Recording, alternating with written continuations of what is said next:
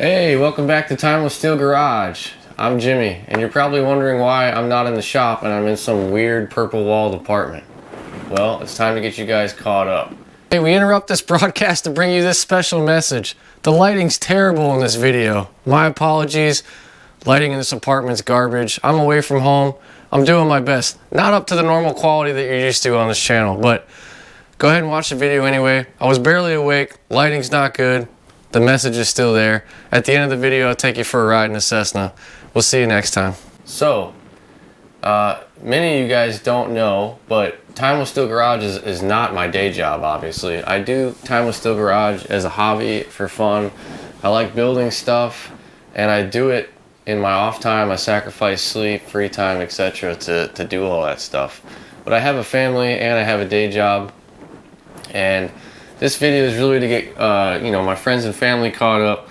My fans that watch the show wonder why I haven't put a video out in a month, and any military guys or girls out there that are thinking about making the transition to the airlines from the military pilot profession. So my day job is I'm a pilot. I'm actually a retired Army helicopter pilot, and I think to start here I need to go back and explain where I started. So when I was 14 years old, I started flying little Cessnas, and I can thank my mom and dad for that, and mainly my mom for scrounging together time and money to send me to flight lessons. And my dream since I was a kid was to be a pilot. I can blame Top Gun and Tom Cruise for that. I had the little F-14 Tomcat with the wings that came out and all that good stuff. When I graduated high school, I wanted to try to go to the airlines, and I realized real quick that I couldn't afford a school like Embry-Riddle or anything like that, but I had also always really wanted to join the military. So I made the decision to join the Air Force, enlisted, and I thought I'd grind my way up and eventually get to an airplane. So I ended up becoming a helicopter flight engineer, and I love that job. Great people, I had a lot of great mentors. I did that job for about just under 7 years, and still friends with most of my friends from back then today. And I decided to make the jump to Army helicopter pilot because at the time I had just done a 12-month tour in Iraq. I had worked with a bunch of Army helicopter pilots, and their program seemed to be the fastest way to take a guy like me and put him in the front seat of a helicopter. So I applied for the warrant officer program, I did an inter-service transfer, and I ended up getting hired by the Army. One morning, I signed out of the Air Force. That same day, I signed into the Army, and all of a sudden, I found myself in the Army. So, went to flight school. Initially, I was a 58D pilot. That's my first love. I still miss that helicopter. A lot of friends from that time period of my life. Eventually, I went on to fly Apaches, and then I finished out my career in the Little Bird. I retired just over 20 years, and before I retired, I was considering the airline option again. And I decided I knocked out my private pilot in Part 61 because I never finished it in high school. It was just too much money and time. And ultimately I decided to give defense contracting a try. And so I retired and I went immediately into a defense contractor doing relatively the similar job that I was doing on active duty for the military. And I lasted about 9 months. Ultimately, I didn't like being a 9-to-5er. I felt like a gerbil on a wheel. And I just wanted to close the military chapter in my life and move on to something different. So before I made the decision to quit that job, I went and attended an RTAG conference in October of 2023. Now, RTAG, I'm sure you guys that are watching know. For those that you don't know, it's called Rotor to Airline Group, and you can Google that. They have a Facebook page. If you're an ex-mil guy or girl like me, and you're interested in going to the airlines as a rotor person, and that's your first stop. Google RTAG. There's so much information. They do a lot of great things for us. And so anyhow, I said before I quit my job and pursue this career, let's go check it out. Let's meet the people. Let's just see what it's all about. So I went to Dallas, and I actually had a coworker that I'm still really good friends with. Went to Dallas and went to this convention, and I was blown away. I ran into people I hadn't seen in years. I even ran into ex-people I worked in the Air Force with. And I was blown away by the professionalism of the airline community. I got to do face-to-faces with a lot of the major captains, regionals. There was even a lot of great helicopter opportunities there. Really, all the helicopter jobs are represented there. Oil rigs, medevac, defense contracting, anything you could think of. So if you're a rotor person and you want to stay a rotor person, I still highly recommend going to an RTAG convention because there's a lot of job opportunities there. So I left there pretty motivated, and I decided this is it, I'm going to do it. I quit my job for the defense contractor, and I went all in on this career change. Now that I got you caught up, so there's a lot of different options out there for people to go from rotor to airline and get your ratings. You can do it all self-funded. You can do Part 61. You can go to a 141 school, which is more structured, more expensive. There's a lot of ways to go about it. I encourage you to do your own research on that. Ultimately, I chose to go to Infinity Flight Group in Trenton, New Jersey. It's a 141 program. I did it for a lot of reasons. I had friends that already went through this program. I was able to use my Montgomery GI Bill benefits that I had paid into when I was enlisted to fund most of the school. And it was the fastest way for me to go from retired helicopter pilot to commercial multi-engine land, 250 hours PIC, and get me the bare minimum to start looking into fixed wing jobs. And like I said, I have a family to support, so I just want to get it knocked out. So I'm treating it like a deployment. I'm away from my family. That's a negative. Positive is 141. It's a faster program. So anyhow, I'm up here now, and there's a lot to talk about. I encourage, please don't watch this video and just say, I'm going to do what Jimmy did. You know, flight schools are a very personal choice. Everybody has different needs, different financing, different options that cater to your personal life. But it's been a good experience for me so far. I have a lot of things I'd like to share for those considering maybe coming to this school or going to any 141 school or doing the self-funded option. First thing is, you know, it is a big step. It's a big leap. So make sure you're financially prepared for it. You know, try to save up a nest egg if you can before you decide to go to school, if that's an option for you. And then housing up here.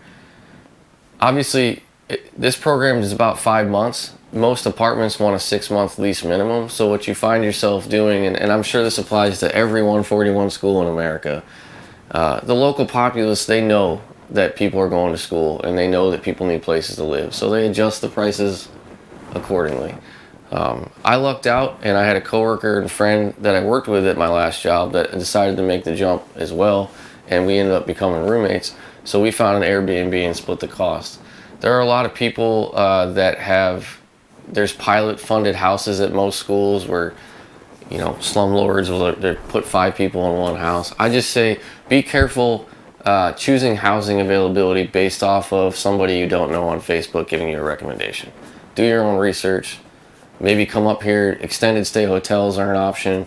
I chose to live in a town called Langhorne, Pennsylvania, which is only like a 15-minute drive from the airport. And there's a lot of videos on Infinity Flight Group, so if you want more specifics on Infinity, just look up those videos. I'm not here trying to promote Infinity or say anything bad about Infinity. I'm not endorsed by them in any way. This is just my story. So ultimately, I lucked out. I mean, my instructor is 25 years old. He's super switched on. I have no issues learning from somebody that's 25. I was 25 once, and he's pursuing the airline. So it's interesting being in these 141 schools because the instructors are trying to get the airline jobs, the students are trying to go to the airlines, the management's trying to go to the airlines. It's just interesting. But my instructor is awesome. He's got like 1,500 hours. He's been grinding as a CFI from the very bottom. He knows the airplane inside and out. He knows the airspace. He knows the area. And my experience here has been mostly positive, mainly because of my CFI. Your CFI is the most important part of your training. So if you're a Part 61 person or regardless, just remember it's a business transaction and you're paying to learn from that person. So if you don't find yourself being a good fit with your CFI, I say go ugly early. After a couple flights, if it's not working out, request a CFI change. I know this school here is plenty accommodating for that. And I haven't really seen that being an issue. All the CFIs are professional. Some of them are young, some are more experienced than others. But just curb your ego and check all your military stuff behind you. You're starting over in a new career, and these kids know what they're doing to get you ready for those evals. And then another thing I'll say about that is, you know, if you're a military aviator, you're used to very structured schools where they kind of say you will know this by this time, and it's kind of outlined. Big change in the civilian sector is it's on you to know what you need to know. Like, you need to know, I'm taking an eval on private pilot, I'm taking an eval on instrument pilot, I'm going to take a commercial ride, and you need to do the research to find out ACS standards, what you need to study to pass the oral evals. Everybody's got different studying habits. For me, I like to look at study guides. I watch YouTube videos. I read the FAR aim. I find study guides are a good way to find where your lack of knowledge is, and then you can go pursue other avenues to get that knowledge. I'm old school. I use a dry erase board and I write things out till I memorize them. I'm about as smart as a caveman. So it works for me. Repetition, studying. My day here, I fly twice a day. I usually fly in the morning, then I fly an afternoon period, go to the gym, make dinner, study, repeat. And it's kind of, I treat it like a deployment, but it's definitely like being in school or being in college all over again. I miss the family. That's a big negative. But it enables me to focus on this and really go from no ratings to commercial multi-land, engine land, 250 PC as quick as possible. Another thing I'll bring up about that is the program that I'm in is an RTP program. It's specifically designed for prior helicopter people. So you don't need any fixed wing experience to go through this program. And I came here with my private pilot. I knocked out my private pilot in Part 61 towards the end of retirement because I was thinking about doing this. And I don't know if it really helps or doesn't help.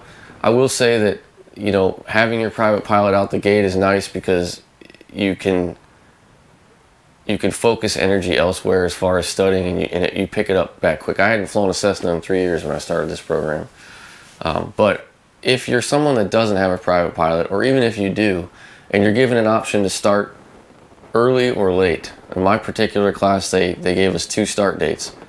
Do the early start date. It's a very condensed program, and if you find yourself getting behind, you don't have much time to catch up. I mean, as soon as you take one eval, you're taking another eval in the next week. So, especially if you have no Cessna experience and you choose to go to a 141 school, or no airplane experience, I'm sorry, and you go to a 141 school and you try to do a condensed program, start studying before you get there, start the earliest start date, and take it seriously. And then another thing, in this particular area of New Jersey, I would say my private pilot, I was like learning all over again. The airspace is super condensed. You're stuck between Philly and New York City. There's Class C's all over the place. There's Class D's all over the place. There's a million training aircraft out there. It is insane. So big weakness us military guys have are radio calls in the civilian sector. So that was a learning curve, what they want to hear, when they want to hear it. Even if you're an experienced aviator, you're going to learn some new things. And really, I don't have that many negatives to say about the program. If you were to compare Part 61 to 141, if you've flown in Part 61, you know what I'm talking about. You know, a lot of times the airplanes tend to be old, beat up. They only have a small fleet, so scheduling becomes a problem. Instructor availability becomes a problem. Me personally, I had an engine failure in Part 61, like my first week of training. Meanwhile, in Part 141, I have my instructor every day automatically booked. Not once have I had a maintenance cancel. I've been here a little over a month, and I fly pretty much every day unless we weather. And instructor availability, I'm assigned that instructor permanently, and he's here to fly every day, and I'm here to fly every day. So in that sense, I really like the 141 structure. That being said, 141 is very structured. It has a syllabus that's approved by the FAA, and they don't have much flexibility on that syllabus. So if you're someone that likes casual training on your timeline, when you want to do it, Part 61 might be better for you. But I actually like having a syllabus, and I like that it flows quickly. So that's pretty much where we're at now. The only other thing I would show you, and just to give you an idea, I I just finished my instrument ride. I'm about to take my first commercial eval, and I'm working towards my commercial time. So at the time that I publish this video, I'll probably be in multi-engine, and then I'll finish with my commercial single engine rating. But I said it's like a 5-month course. Our class has been getting hammered by weather. So if you're someone that's getting ready to start going to the civilian sector and training, this is the equipment you need there. I recommend. So a backpack. I mean, they give me one at this school, but I brought my own. And these are the things that I've bought that have really made my life here a lot easier. I have a bunch of David Clark headsets, but I went and spent the money on a noise canceling Bose A20. And man, I went back and forth on this because these things are so expensive. If current Jimmy could go back and yell at past Jimmy, I would tell that person to not even bother looking at anything else. This piece of equipment here is the single most important piece of equipment in your training. And when you're in busy airspace like this, having a quiet environment that you can focus on the radio calls, it's amazing. This is the best thing that I've purchased. And you can listen to music, you can take phone calls. I'm not telling you to do that, but this thing, don't even look at anything else, in my opinion. Go buy an A20. The second thing that is the most important piece of equipment, an iPad. Now, because of my last helicopter that I flew, I didn't have much space in the cockpit, so I bought an iPad mini, and I've got an OtterBox case for it. Well, that iPad mini ended up being perfect for a Cessna because I can put it right in the nook between the door and the dash, and it's just the perfect size. Next thing is, if you have an iPad that's new enough to do it, an Apple Pencil.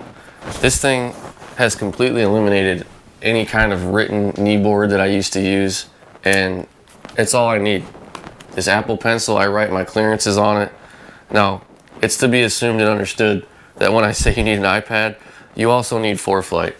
I mean, any professional pilot should have this, or something. I mean, Garmin pilot, whatever, but an EFB, an electronic flight bag, because if I'm going into an airport and I hear ATIS, I just write ATIS right on the screen.